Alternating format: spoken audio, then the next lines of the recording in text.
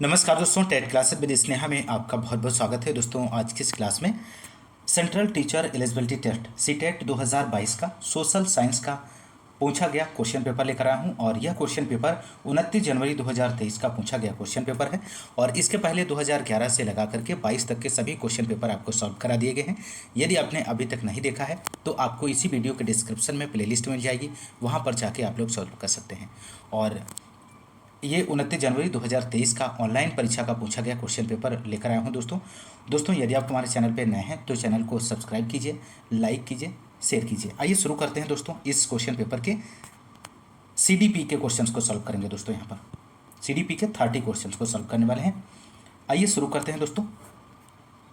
Question number first ये रहा आपकी स्क्रीन पर सीडीपी का क्वेश्चन नंबर फर्स्ट, बच्चों के शारीरिक विकास का सीधा संबंध किससे है? तो यहाँ पर आपको बताना है दोस्तों, बच्चों के शारीरिक विकास का सीधा संबंध किससे है?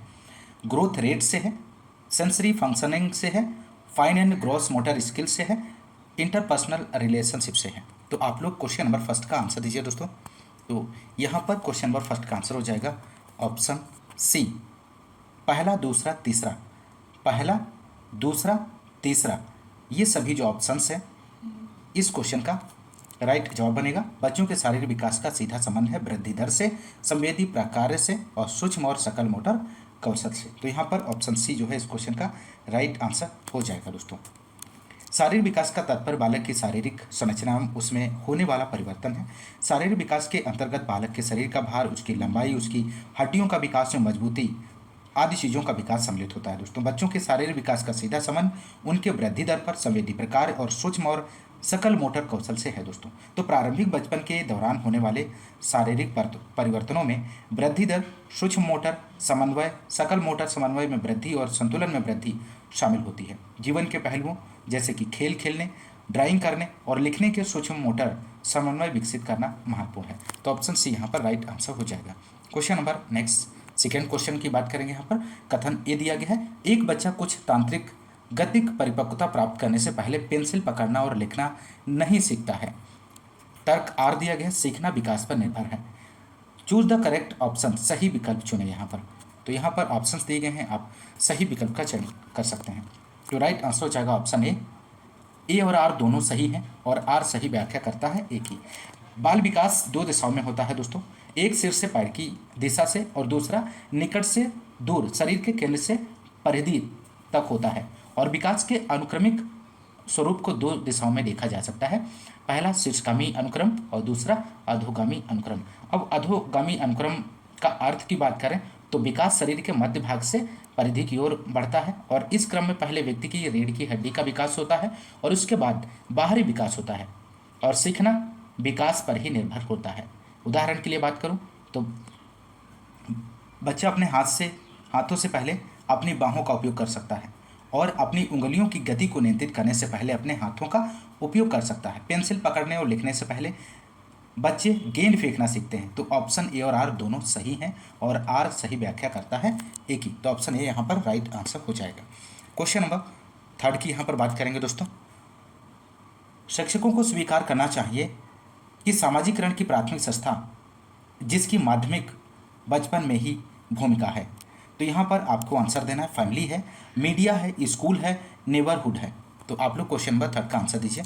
तो राइट आंसर हो जाएगा दोस्तों ऑप्शन ए, फैमिली इस क्वेश्चन का सही जवाब बनेगा। सामाजिकरण वह प्रक्रिया है जिसके माध्यम से समुदाय अपने सदस्यों को सामाजिक रूप से स्वीकार होने के लिए समाज के मानदंडों और मूल्यों के बारे में शिक्षित करते हैं। और प्राथमिक सामाजिकरण शिशुअवस्था और बाल्यावस्था के दौरान होता है दोस्तों। और यह उस प्रक्रिया को संदर्भित करता है जहाँ बच्चों को बचपन के वर्षों में परिवार के माध्यम से सामाजिकृत किया गया है। तो यहाँ पर ऑप्शन ए राइट जवाब हो जाएगा। Question number next question number 4 है यहाँ पर। जीन पियाजे के सिद्धांत के अनुसार किस चरण में बच्चे प्रतीकात्मक खेल करने में सक्षम हो जाते हैं परंतु उनकी सोच मूर्त वस्तुओं तक ही सीमित होती है बजाय अमूर्तता के? संवेदी चालक अवस्था, उत्तर पारंपरिक अवस्था, मूर्त संक्रियात्मक अवस्था और अमूर्त संक्रियात्मक अवस्था। तो क्वेश्चन नंबर 4 का आप लोग आंसर दीजिए दोस्तों। तो यहाँ पर राइट आंसर हो जाएगा option C, concrete operational stage, मूर्त संक्रियात्मक अवस्था इस क्वेश्चन का राइट जवाब बनेगा। जीन पियाजे के सिद्धांत के अनुसार यदि हम बात करें तो मूर्त संक्रियात्मक चरण में बच्चे प्रतीकात्मक खेल करने में सक्षम हो जाते हैं, परंतु उनकी सोच मूर्त वस्तुओं तक ही सीमित होती है बजाय अमूर्तता के।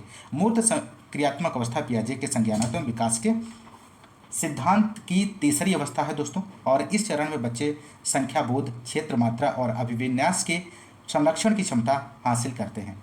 बच्चे वस्तु और घटनाओं के बारे में तार्किक रूप से सोचना शुरू कर देते हैं और संज्ञानात्मक क्षमता के रूप में प्रतिवर्ती संचालन संक्रामकता की अवधारणा को प्राप्त कर लेते हैं। तो यहाँ पर राइट आंसर ऑप्शन सी हो जाएगा दोस्तों। क्वेश्चन नंबर 5, जीन पियाजे के अनुसार बच्चों की सोच वयस्कों से किस प्रकार भिन्न है। तो यहाँ पर आपको बताना है इस क्वेश्चन का राइट जवाब क्या बनेगा। ऑप्शन ए दिया गया है, यह वयस्कों से अलग नहीं है। बच्चों की सोच वयस्कों से गुणात्मक रूप से भिन्न होती है। बच्चों की सोच वयस्कों से मात्रात्मक रूप से भिन्न होती है। ऑप्शन डी दिया गया है, बच्चों की सोच बड़ों से कम होती है। तो यहाँ पर आप लोग इस क्वेश्चन का आंसर दीजिए।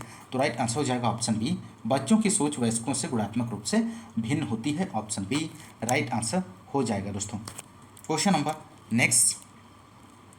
6 है, जीन पियाजे के अनुसार निम्नलिखित में से अनुकूलन के भाग कौन से हैं। इनमें से आपको बताना है जीन पियाजे के अनुसार अनुकूलन के भाग कौन से हैं। ऑप्शन फर्स्ट है समायोजन, सेकंड है समावेशन, ऑप्शन थर्ड है इसके फोल्डिंग, फोर्थ है कंडीशनिंग। तो आप लोग आंसर दीजिए, बहुत ही सिंपल है। तो यदि आपने जीन पियाजे की थ्योरी पढ़ी है तो आसानी से आप इसका आंसर दे पाइएगा। तो राइट आंसर यहाँ पर हो जाएगा ऑप्शन ए, फर्स्ट और सेकेंड, असिमिलेशन समायोजन, और सेकेंड ऑप्शन एकमंडेशन समावेशन। ये दोनों जो हैं जीन पियाजे के सिद्धांत के अंतर्गत अनुकूलन के भाग हैं दोस्तों। तो ऑप्शन ए यहाँ पर राइट आंसर हो जाएगा। जीन पियाजे के अनुसार बच्चों में उनके वातावरण के साथ समायोजन की प्रकृति सहज होती है और बच्चे की इस प्रकृति को अनुकूलन कहा जाता है। जीन पियाजे के अनुकूलन की संपूर्ण प्रक्रिया से दो उप प्रक्रियाएँ जुड़ी हैं, जिसमें से असिमिलेशन या आत्मसातकरण, और समावेशन अकमंडेशन समावेशन। और आत्मसातीकरण तब होता है जब किसी व्यक्ति को नई स्थिति पर प्रतिक्रिया देने के लिए मौजूद ज्ञान को बदलना होता है। और समावेशन क्या होता है दोस्तों? समावेशन एक ऐसी प्रक्रिया है जो पूर्व में सीखी गई योजना या मानसिक प्रक्रियाओं से काम ना चलने पर सामंजस्य के लिए ही की जाती हैं। और पियाजे कहते हैं कि बालक आत्मसातकरण और सामंजस्य की प्रक्रियाओं के बीच संतुलन कायम करता है। तो आप लोग ध्यान रखिएगा, महत्वपूर्ण प्रश्न है। क्वेश्चन नंबर 7, कोहलबर्ग के किस स्तर के अनुसार नैतिक विकास में व्यक्ति अपने कार्यों के परिणामों पर ध्यान केंद्रित करने के बजाय दूसरों की अपेक्षाओं को बनाए रखने का प्रयास करता है। तो यहाँ पर आपको कोहलबर्ग के किस स्तर के अनुसार आपको बताना है दोस्तों। नैतिक विकास में व्यक्ति अपने कार्यों के परिणामों पर ध्यान केंद्रित करने के बजाय दूसरे की अपेक्षाओं को बनाए रखने का प्रयास करता है। तो ऑप्शन ए दिया गया है, पूर्व संक्रियात्मक स्तर पर, प्री कन्वेंशनल लेवल पर, और कन्वेंशनल लेवल पर, पोस्ट कन्वेंशनल लेवल पर। तो क्वेश्चन नंबर 7 का आप लोग आंसर दीजिए। तो राइट आंसर हो जाएगा ऑप्शन सी, कन्वेंशनल लेवल, पारंपरिक स्तर इस क्वेश्चन का सही आंसर हो जाएगा। कोहलबर्ग के पारंपरिक स्तर के अनुसार नैतिक विकास में व्यक्ति अपने कार्यों के परिणामों पर ध्यान केंद्रित करने के बजाय दूसरे की अपेक्षाओं को बनाए रखने का प्रयास करता है। कोहलबर्ग के अनुसार नैतिकता के विकास का यह दूसरा चरण है जो कि 10 से 13 वर्ष तक चलता है। इस बात को भी आप लोग ध्यान रखिएगा, 10 से 13 वर्ष तक चलता है और इसके अंतर्गत छात्र अधिक सामाजिक होता है। वह ऐसे कार्य करता है जिससे समाज से उन्हें सम्मान प्राप्त हो सके, और इस आयु में छात्र दूसरे व्यक्तियों की नैतिकता के स्तर को अपने अंदर समाहित कर लेता है। वह दूसरे व्यक्तियों के मानकों के अनुसार सही और गलत के मध्य अंतर को स्पष्ट कर उचित निर्णय ले पाता है। और इस अवस्था को भी कोहलबर्ग के 2 भागों में विभाजित किया गया है। पहला, अच्छा लड़का या लड़की बनने की आशा, और कानून एवं व्यवस्था उन्मुखता। तो आप लोग ध्यान रखिएगा। क्वेश्चन नंबर 8 है यहाँ पर, लियो वाइगोस्की के प्रस्तावित किया कि सीखना एक सामाजिक गतिविधि है, बार बार अभ्यास और प्रत्यास्मरण से होता है, अनुकूलन की प्रक्रिया के माध्यम से होता है, विकास से स्वतंत्र होता है। तो क्वेश्चन नंबर 8 का आप लोग आंसर दीजिए, बहुत ही आसानी से आप लोग आंसर दे सकते हैं इसका। तो राइट आंसर हो जाएगा ऑप्शन ए, लियो वाइगोस्की ने प्रस्तावित किया है कि सीखना एक सामाजिक गतिविधि है, इज ए सोशल एक्टिविटी है। महत्वपूर्ण प्रश्न है दोस्तों। ऑप्शन ए राइट आंसर हो जाएगा। लेव वाइगोत्स्की के सबसे अधिक उनके सामाजिक सांस्कृतिक सिद्धांत और भाषा सिद्धांत के लिए जाना जाता है। और लेव वाइगोत्स्की के अनुसार यदि हम बात करें, अधिगम एक सामाजिक गतिविधि है क्योंकि उन्होंने अधिगम को सामाजिक संपर्क का परिणाम माना है। तो यहाँ पर ऑप्शन ए राइट आंसर हो जाएगा। लेव Vygotsky proposed the learning is a social activity. Question number next 9 question number है यहाँ पर। लेव वाइगोत्स्की के अनुसार विशेषज्ञों को बच्चों को समीपस्थ विकास के क्षेत्र के उच्चतर स्तर पर ले जाने के लिए क्या करना चाहिए। तो यहाँ पर ऑप्शंस दिए गए हैं, इनमें से आप सही विकल्प का चयन कर सकते हैं। अनुकूलन के सुदृढ़ करना चाहिए, सजा देनी चाहिए, सकारात्मक पुनर्बलन देना चाहिए, पाठ प्रदान करना चाहिए। तो इसमें से आपको सही विकल्प का चयन करना है। तो यहाँ पर राइट आंसर की बात करें तो ऑप्शन डी हो जाएगा, बाई प्रोवाइडिंग स्कैफोल्डिंग, पाठ प्रदान करना चाहिए। लेव वाइगोत्स्की के अनुसार विशेषज्ञों को बच्चों को समीपस्थ विकास के क्षेत्र से उच्चतर स्तर पर ले जाने के लिए पाठ प्रदान करना चाहिए। वाइगोत्स्की के अनुसार समीपस्थ विकास का क्षेत्र या जेड कहा जाता है। बच्चा स्वतंत्र रूप से और सहायता के साथ क्या कर सकता है के बीच का अंतर है, और एक शिक्षार्थी अपने दम पर क्या कर सकता है और किसी की मदद से वह क्या कर सकता है, इसके बीच का अंतर है। और बच्चों को अकेले करने के लिए कार्यों की सीमा बहुत कठिन है, लेकिन वयस्कों और अधिक कुशल सहकर्मी की मदद से संभव है। तो ऑप्शन डी यहाँ पर राइट जवाब हो जाएगा। Question number next question number 10 है, एक प्रगतिशील कक्षा में in a progressive classroom. Option A दिया गया है, बच्चों को उपयुक्त शिक्षण क्रियाकलाप के द्वारा अपनी जन्मजात क्षमताओं को बढ़ाने में स्वतंत्रता दी जाती है। और ऑप्शन बी है, केवल योगात्मक मूल्यांकन का पालन किया जाता है, शिक्षिका के ज्ञान का ही एकमात्र स्रोत होती है और शिक्षिका केंद्रीय शिक्षा शास्त्र का पालन किया जाता है। तो क्वेश्चन नंबर 10 का आप लोग यहाँ पर आंसर दीजिए। तो राइट आंसर हो जाएगा ऑप्शन ए, बच्चों को उपयुक्त शिक्षण क्रियाकलाप के द्वारा अपनी जन्मजात क्षमताओं को बढ़ाने की स्वतंत्रता दी जाती है। तो ऑप्शन ए यहाँ पर राइट जवाब बनेगा दोस्तों। जॉन डीबी एक अमेरिकी दार्शनिक ने प्रगतिशील शिक्षा की अवधारणा का प्रस्ताव दिया था। और प्रगतिशील शिक्षा जो इस बात पर बल देती है कि शिक्षण केवल करके सीखना, लर्निंग बाय डूइंग दृष्टिकोण से होता है दोस्तों, और इसलिए छात्रों को अपने वातावरण के साथ अनुकूलन और अधिगम के लिए अंतःक्रिया करनी चाहिए। प्रगतिशील शिक्षा का एक भाग है जो हर बच्चे की क्षमता में विश्वास रखती है। और एक प्रगतिशील कक्षा में बच्चों को उपयुक्त शिक्षण क्रियाकलाप के द्वारा अपनी जन्मजात क्षमताओं को बढ़ाने की स्वतंत्रता दी जाती है। प्रगतिशील शिक्षा के रूप में ज्ञान के निर्माण के लिए एक प्रगतिशील कक्षा में पर्याप्त अवसर प्रदान किए जाने चाहिए। क्वेश्चन नंबर 11 है यहाँ पर, एक कवि, एक लेखक और एक कहानीकार के पास कौन सी बुद्धि अधिक होने की संभावना है इनमें से। स्पेशियल इंटेलिजेंस, भाषाई बुद्धि, संगीतमय बुद्धि, अंतर्वैयक्तिक बुद्धि। तो यहाँ पर आपको बताना है। तो राइट आंसर हो जाएगा ऑप्शन बी, भाषाई बुद्धि। इस क्वेश्चन का सही जवाब बनेगा। हार्वर्ड गार्डनर की 8 बहुबुद्धियों में से एक भाषाई बुद्धि में बोली जाने वाली और लिखित भाषा को समझने और उपयोग करने की क्षमता शामिल है, और इसमें भाषण या लिखित शब्द के माध्यम से स्वयं को प्रभावी ढंग से अभिव्यक्त करने के साथ साथ विदेशी भाषाओं को सीखने की सुविधा दिखाना शामिल हो सकता है। लेखक, कवि, वकील और वक्ता उनमें से एक हैं जिन्हें गार्डनर उच्च भाषाई बुद्धि वाले के रूप में देखते हैं, जो कि ऑप्शन बी यहाँ पर राइट जवाब हो जाएगा। क्वेश्चन नंबर 12 है, लेव वाइगोत्स्की ने प्रतिपादित किया कि भाषा, यहाँ पर आपको बताना ऑप्शन ए दिया गया है कि संज्ञानात्मक विकास में प्रमुख भूमिका है। ऑप्शन बी है बच्चों के संज्ञानात्मक विकास में बाधा डालती है। ऑप्शन सी है सीखने में विकास को प्रभावित नहीं करती है। और ऑप्शन डी है सामाजिक संदर्भ से प्रभावित नहीं होगी। तो क्वेश्चन नंबर 12 का आंसर हो जाएगा दोस्तों ऑप्शन ए, लेव वाइगोत्स्की ने प्रतिपादित किया कि भाषा की संज्ञानात्मक विकास में प्रमुख भूमिका है। ऑप्शन ए यहाँ पर राइट आंसर हो जाएगा। बढ़ते हैं अगले क्वेश्चन की ओर। क्वेश्चन नंबर यहाँ पर 13 है, कक्षा में विविधता के अनुकूल वातावरण बनाने के लिए किस पर ध्यान केंद्रित करना चाहिए। ऑप्शन ए है समरूपता पे, ऑप्शन बी है समानता, ऑप्शन सी है समता, ऑप्शन डी है मानकीकरण। तो यहाँ पर क्वेश्चन नंबर 13 का आप लोग आंसर दीजिए। तो राइट आंसर हो जाएगा ऑप्शन सी, इक्विटी, समता पे ध्यान केंद्रित करना चाहिए। ऑप्शन सी यहाँ पर राइट आंसर हो जाएगा दोस्तों। Question number next 14 question number है, सीखने के लिए आकलन को किस पर ध्यान देना चाहिए।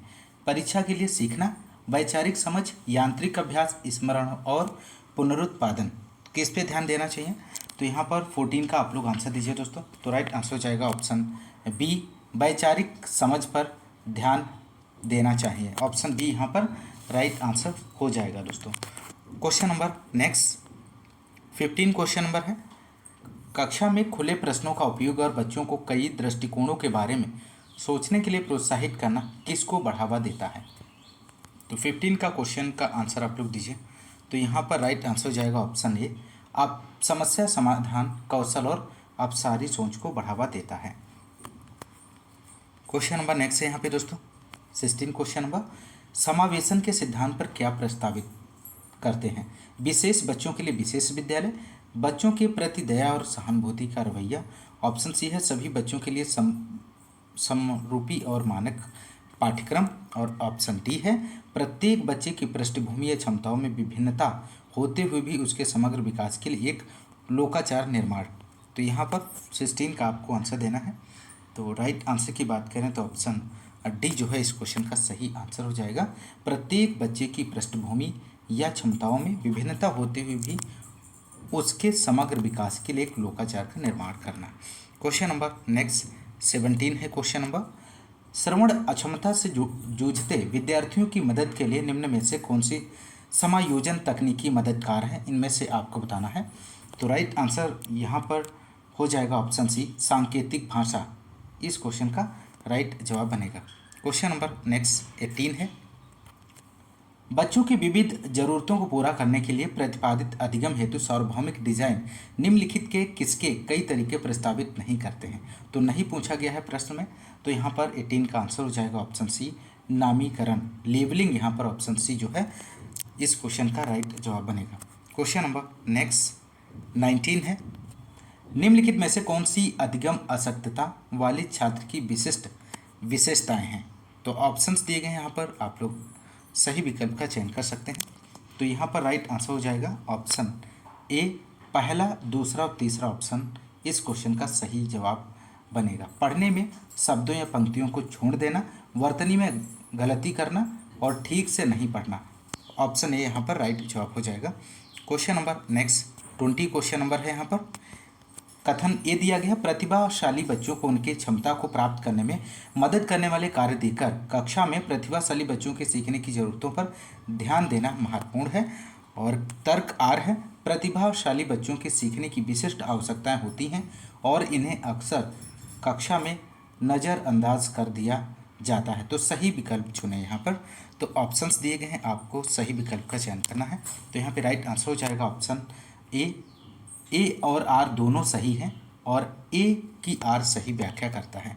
क्वेश्चन नंबर नेक्स्ट 21 है यहाँ पर, माध्यमिक स्कूल की कक्षाओं में सीखने को किस प्रकार समझा जाना चाहिए? अधिक जानकार व्यक्तियों के सहयोग से बच्चों द्वारा निर्माण रूप में, निष्क्रिय और व्यक्तिवाद रूप में। और ऑप्शन सी है उत्तेजना और प्रतिक्रिया के अनुकूल के रूप में। और ऑप्शन डी है व्यवहार में एक मापने योग्य परिवर्तन के रूप में। तो यहाँ पर 21 के आंसर की बात करें तो यहाँ पर राइट आंसर ऑप्शन ये हो जाएगा, अधिक जानकार व्यक्तियों के सहयोग से बच्चों द्वारा निर्माण रूप।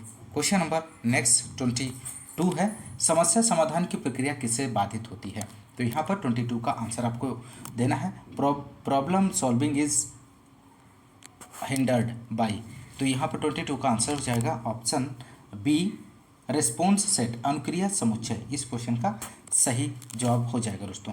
समस्या समाधान किसी विशेष समस्या का स्थायी समाधान खोजने की प्रक्रिया है और यह प्रक्रिया समस्या को सही ढंग से परिभाषित करने के लिए साथ शुरू होती है और उन सभी संभावित मूल कारणों की पहचान करती है जो समस्या पैदा कर सकते हैं। और समस्या समाधान की प्रक्रिया अनुक्रिया समुच्चय से बाधित होती है। तो यहाँ पर राइट आंसर ऑप्शन बी हो जाएगा। क्वेश्चन नंबर नेक्स्ट 23 है, सामाजिक रचनात्मक कक्षा में बच्चों के सीखने के बारे में निम्नलिखित में से कौन सा कथन सही नहीं है? तो यहाँ पर क्वेश्चन में नहीं पूछा गया है, तो आपको यहाँ पर बताना है इनमें से कौन सा नहीं है। तो यहाँ पर 23 के राइट आंसर की बात करें तो ऑप्शन डी यहाँ पर राइट जवाब हो जाएगा दोस्तों। ऑप्शन डी, मानक संदर्भित परीक्षण आकलन को मानकीकृत करने का एकमात्र तरीका है। क्वेश्चन नंबर नेक्स्ट 24 है, विद्यार्थियों का सामाजिक सांस्कृतिक संदर्भ उनकी सीखने की प्रक्रिया को प्रभावित नहीं करता है। को प्रभावशाली अधिगम के लिए अनदेखा किया जाना चाहिए। एक महत्वपूर्ण कारक है जो सीखने को प्रभावित करता है।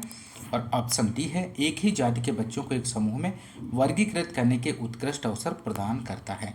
तो क्वेश्चन नंबर 24 का आंसर आप लोग दीजिए। तो यहाँ पर 24 का आंसर हो जाएगा ऑप्शन सी, एक महत्वपूर्ण कारक है जो सीखने को प्रभावित करता है। क्वेश्चन नंबर नेक्स्ट 25, शिक्षकों को विद्यार्थियों को प्रेरित शिक्षार्थी बनने के लिए और लक्ष्य निर्धारित करने के लिए प्रोत्साहित करना चाहिए।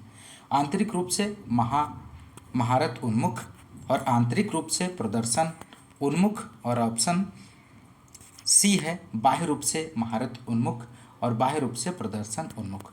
तो यहाँ पर क्वेश्चन नंबर 25 का आप लोग आंसर दीजिए। तो राइट आंसर की बात करें तो ऑप्शन ए जो है इस क्वेश्चन का सही आंसर हो जाएगा, आंतरिक रूप से महारत उन्मुख। क्वेश्चन नंबर नेक्स्ट 26,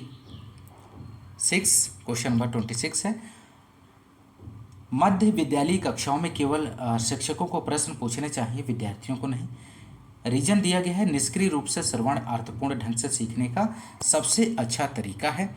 तो यहाँ पर ऑप्शंस दिए गए हैं, आप सही विकल्प का चयन कर सकते हैं। तो यहाँ पर राइट आंसर जो हो जाएगा दोस्तों ऑप्शन डी बनेगा। ए और आर दोनों गलत हैं, ऑप्शन डी राइट जवाब बनेगा।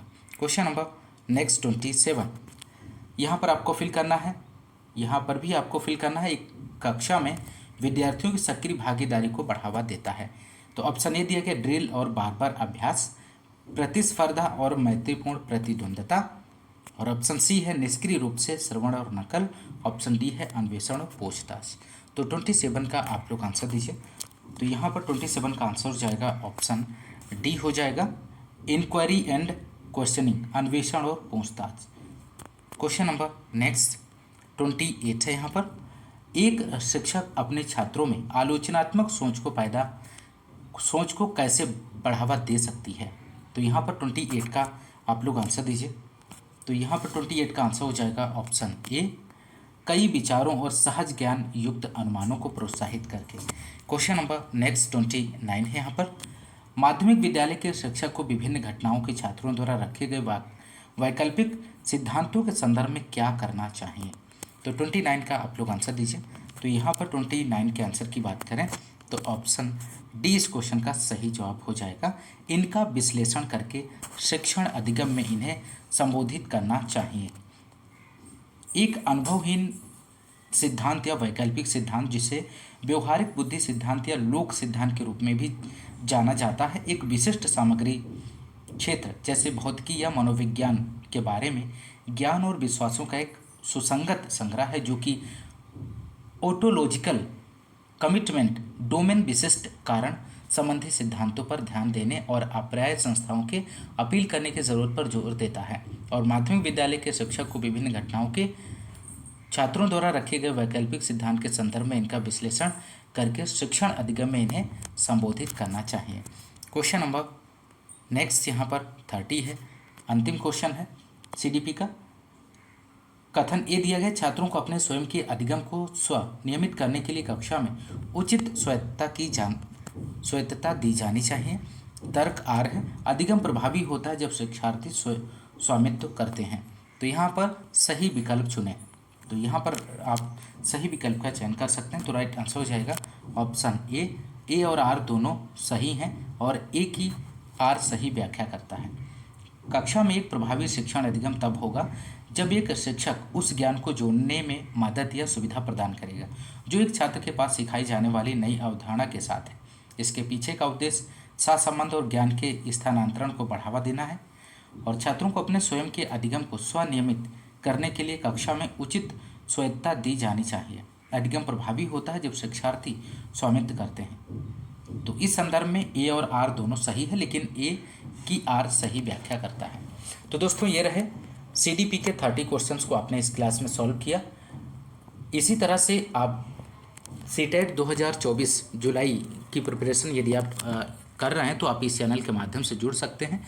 यदि आपको क्लास पसंद आ रही तो क्लास को ज़्यादा से ज़्यादा लाइक और शेयर करते रहिए और यदि आप हमारे चैनल पर नए हैं तो चैनल को सब्सक्राइब जरूर कीजिएगा। मिलते हैं नेक्स्ट क्लास में, तब तक के लिए नमस्कार, जय हिंद, धन्यवाद।